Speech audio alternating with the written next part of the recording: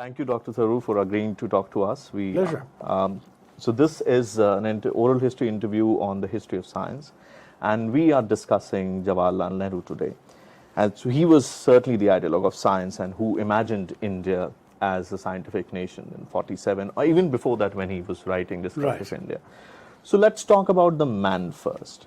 Do you think that Nehru was inspired by the ideas of French Enlightenment? To a great extent, yes. I mean, remember he was a student in England at the beginning of the 20th century. Yes. And as somebody who had studied in places like Harrow and Cambridge, was very much exposed to the ideas prevalent on the campuses and in the intellectual life of England. The French Enlightenment was very much in the top tier of those issues that he would have been exposed to and that he was conscious of. He was also, by his own inclination, somebody who had a certain, I would almost say, hostility towards religious and faith-based interpretations of modern phenomena, and a leaning towards science and towards wanting to promote scientific ideas and approaches. And that personal interest of his in science manifested itself right throughout his life. For example, he was the man who used to attend the Indian Science Congress every single year, thereby setting a precedent that future prime ministers had no choice but to follow, because he would attend and address it. Now, he did so because of his own personal interest in science. I mean, there's no prime minister going to the congresses of other disciplines like the History Congress or anything else, but the Science Congress Nehru attached importance to.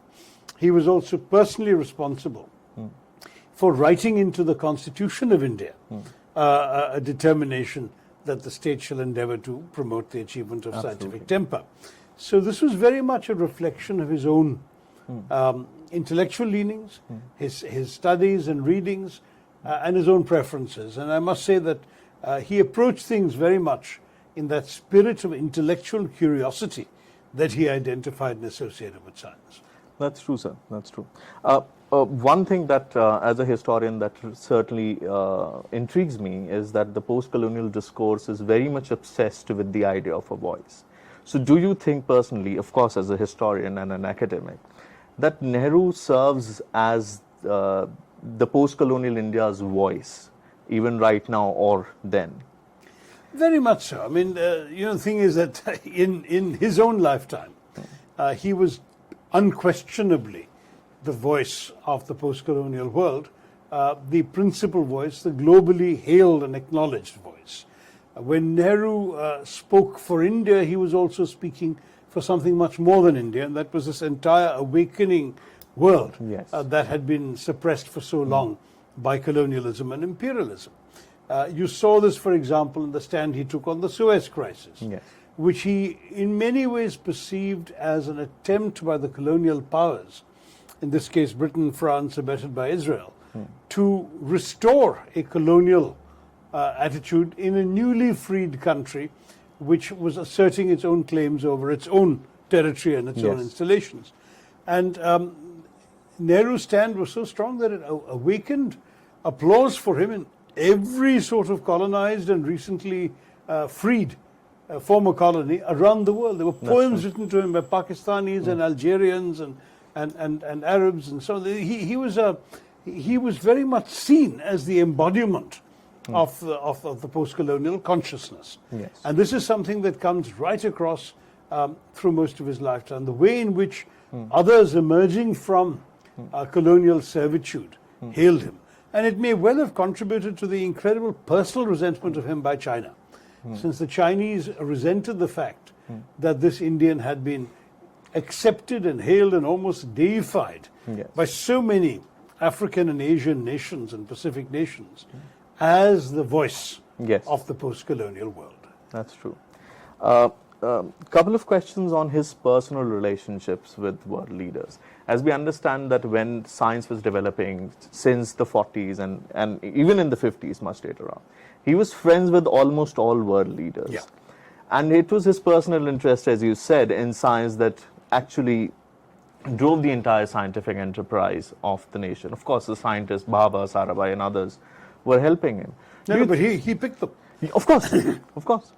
So my question to you, sir, is: do you think that his personal relationship, for example, with General Charles de Gaulle and other French presidents, actually helped build the Indo-French scientific ties, which we see now are very, very close, and we are doing good work? Yeah, no, I think there was definitely that. You see, both, in some ways, I think it was a communist critic of Nehru's who wrote in a fairly obscure book that I dug up when doing my PhD research, that both were actually apostates in the Western camp. Now, this Indian communist critic was actually saying that Nehru's non-alignment was bogus, that just as the French were part of the West and yet refused to be dictated to by the West. So you remember they were part of NATO but refused to participate in the NATO military work. Similarly, they were seen as Western countries who did not hesitate to stand up. I'm sorry, they were seen as a Western country that did not hesitate to stand up to the pretensions of Washington or London to speak for the West as a whole. Similarly, what the critic was alleging was that Nehru too was somebody who intellectually, by education, training, refinement, civilization, was really a Westerner rather than a truly non-aligned post-colonial. And that while being of that orientation, he was an apostate in their camp because he was criticizing them. That was what that came from. But I think it's true to say that that is something they both had in common, in that while they had affinities for human rights, democracy, many of the trappings, what during the Cold War was seen as Western values, nonetheless, each kept a very independent mind. And for the French, their independence was part of their prickly sense of who they were. In the case of Nehru, it was extremely important to assert India's own autonomy, because Nehru felt, as did many of the nationalist generation, that for 200 years, foreigners had been deciding for India what India should be depicted as believing, thinking, standing for in the world. And he was not going to allow them to do that anymore. So it was extremely important that his was an independent voice, that whatever stand he took was supposed to be completely disconnected from any previous received wisdom from existing frameworks like the Western Alliance. There is a famous and possibly apocryphal story of John Foster Dulles, the American Secretary of State under Eisenhower, allegedly saying to Nehru, "Are you with us or against us?" And Nehru smiles and replies, "Yes." In other words, I'm with you when I want to be with you. I'm against you when I decide I'm against you. It's I who will decide what I want. That was the spirit. And in many ways, that was the French spirit also.